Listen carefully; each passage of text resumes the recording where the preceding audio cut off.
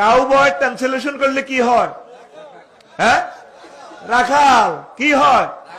নবী যেখানে সহিহ বুখারীতে বলছেন কুনতু আরা গানায়েমা মক্কা বিদ্দারহামাইন, আমি 2 টাকা দিই মক্কাবাসীদের ছাগল চড়াইতাম, রাখাল গরু চড়াইতাম, উট চড়াইতাম। কাউবয় রাখাল ছেলে। কি ছেলে? বেয়াদবে রসুল। রসুলের শানে কিভাবে কথা বলতে হবে যার এতটুকু কি নেই, জ্ঞান নাই। এরকম কাউবয়কে আমরা শায়েখ বানিয়ে ফেলেছি। হন না কিউ রে? এরকম কাউবয়কে কি বানিয়েছি? শায়েখ বানিয়েছি।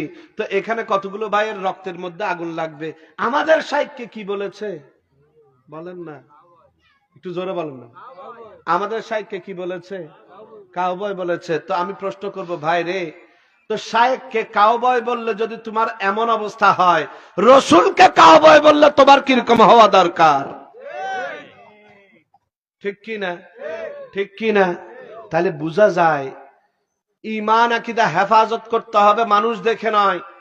ঈমান আকীদা হেফাজত হবে ইউটিউব ফেসবুকের মাধ্যমে নয়। ঈমান আকীদা হেফাজত করতে হবে ইশকে রসুল কোথায় আছে সেখানে গিয়ে। আল্লাহ তাআলা আজকের এই মাহফিলকে কবুল করে নিন। আল্লাহ তাআলা তরিকতের মধ্যে দাখিল হয়ে আমাদের কলবের জমিনকে আবাদ করার তৌফিক দান করুন। আল্লাহ তাআলা আজকের এই মাহফিলকে যারা সার্বিকভাবে ইন্তজাম করে সাহায্য সহযোগিতা করেছেন তাদের এই প্রচেষ্টাকে কবুল করে নিন।